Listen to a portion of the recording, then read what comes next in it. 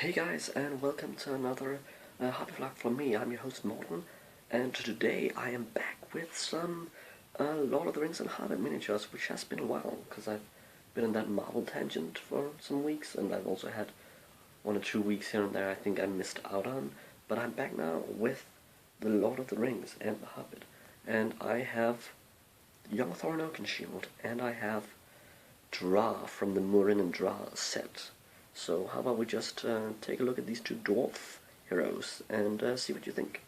Here we have the first miniature on display today, and it is the one and only young Thorin Oakenshield. Yeah. Basically he is going to be the main leader for my dwarf army, depending on I guess you could say the time period I play.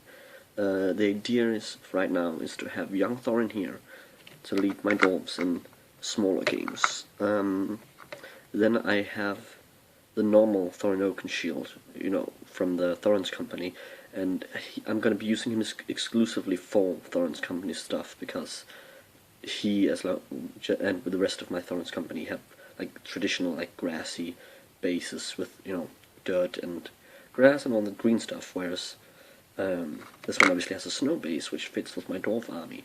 So this one, he will be leading my dwarf army for small battles.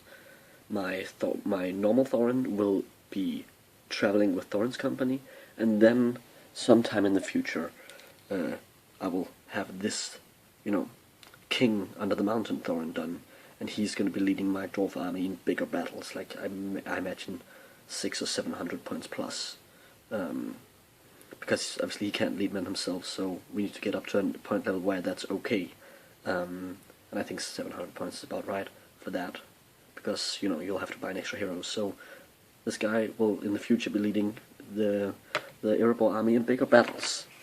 I guess you could say in an alternate future where Thorin actually managed to reign as king for a while.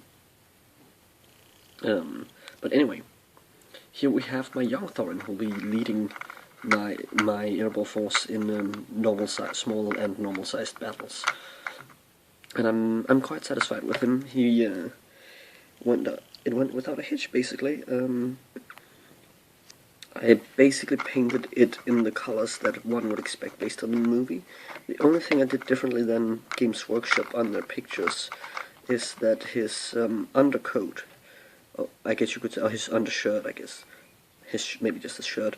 I did that in sort of like I guess parchment-colored brown, and that is actually Carrick stone with a bunch of Agrax Earthshade on it, and then highlighted again after 2 washes with another go of Carrick stone. And I did that because I felt like he already had his blue tunic, so I wanted to differentiate it a bit, and to me in the movie it looks more brownish what he wears underneath, though obviously that could be because of the filters they have on in the flashback sequences, but that's what I went with. And he has the Oakenshield, which was fun to paint, because on my other Thorin, I might as well just show him next to young Thorin, is that I equipped him with the Orcrist, and because I want to be playing my dwarves fairly theme-ish, like with proper theme, I will never, and this is something I promised myself, never equip young Thorin with Orcrist, even though obviously it's the same profile, so you could, but it doesn't make any sense for young Thorin to be wielding Orcrist.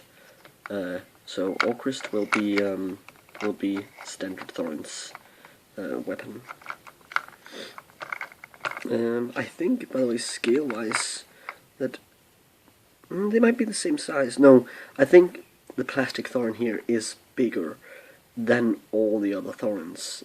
If you compare all 3, you can see they have the same height here, but young Thorin is standing straight up, whereas normal Thorin is like leaning forward. So if he stood straight up, he would be even taller.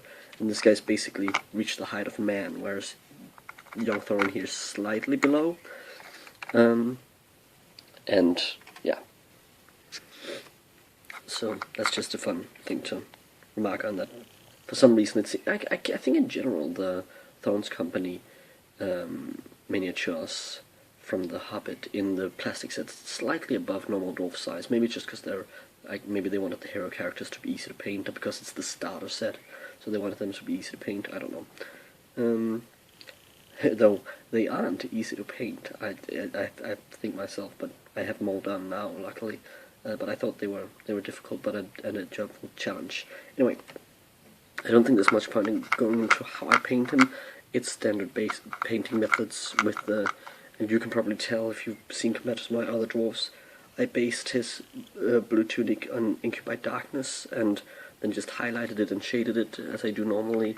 I did the face the same way I do all dwarf faces, which is a normal flesh color, then some red, and then a red wash, and then watered down Morten brown, and then highlighted again in a flesh color, because just to give them a slightly darker, or more reddish, dwarfish complexion. Anyway, so this is Thorin Oakenshield. I hope you enjoyed him, and the second thing I got done this week was Drár from the Morten and Drár duo, and he was pretty fun to paint too. Not as I didn't enjoy him as much as Thorin, probably because he's not a famous character. He's invented by Games Workshop, but it's nice to have a dwarvish archer.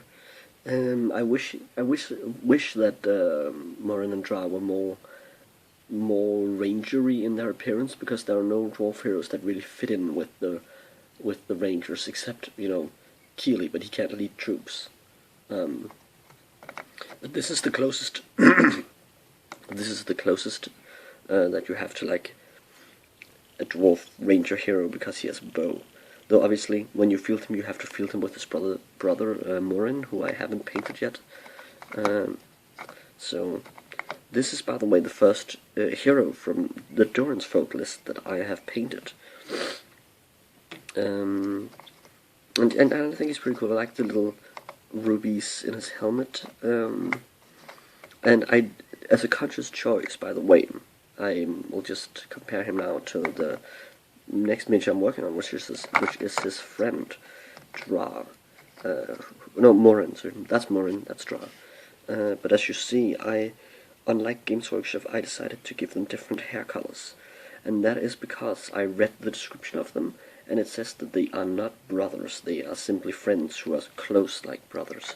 So I figured I wanted to distinguish them a bit on the battlefield. So where Games Workshop did them both brown bearded and haired, I decided to go with blonde and red, and that was because that was basically for that reason. And another reason was that I felt like, even though they were named heroes, I could give them different hair colors from what Games Workshop did, is because they aren't like in the movies or in the books. They don't exist in those, and so there's no place that describes them being having a specific hair color. So I felt like anything goes, because it's a Games Workshop invention. So I just wanted to differentiate them a bit with the red and blonde. So anyway, let's just get a bit closer to this guy. There, so you can see the detail fine, and obviously I give them the snowy bases, which I've described in previous videos how I do. This guy I didn't give any tuft, just because I felt like the way that the base turned out once the snow was on, I felt like it looked so good that I didn't want to risk ruining it by cramming it up with snowy tufts. So it just ended up like this. I'm very happy with the final result. So here we have Drár, and now I'll give you a last look at young Thorin Oakenshield. There you go. Here we have young Thorin one more time. It's fairly lightly armored, a few some leg guards, Oakenshield and chainmail, and some guards around his boots. But yeah, pretty light armor for a dwarf. But he still kicks a lot of butt. So yeah, that was my hobby log for this week. I hope you enjoyed it, and it's really nice to be back painting some Lord of the Rings and Hobbit miniatures. I'm very excited for that. So obviously for next week, Morten here will be done, and then after him I imagine I will start doing the rest of my Dwarvish Rangers. I have 8 more to paint of those, I believe, yeah. I have 8 more. So that is the plan for now.